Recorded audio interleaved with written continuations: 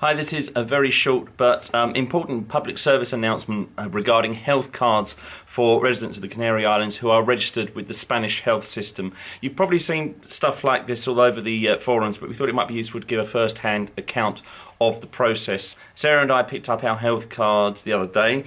You need to get them from the practice you are currently registered at, where you go and see your current state GP. Not where you first registered, but where you are seeing your GP now.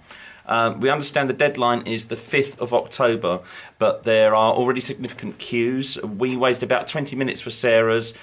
The word is that you can pick them up between 1 and 3 in the afternoon. If you haven't got yours already, we suggest doing so as soon as possible. The old style cards like Sarah had, or the barcoded slips like I had, will no longer be valid apparently. The process itself is quite easy. Take your old card or barcode along with photo ID. We suggest bringing your passport and your residency along with your old health slip or card.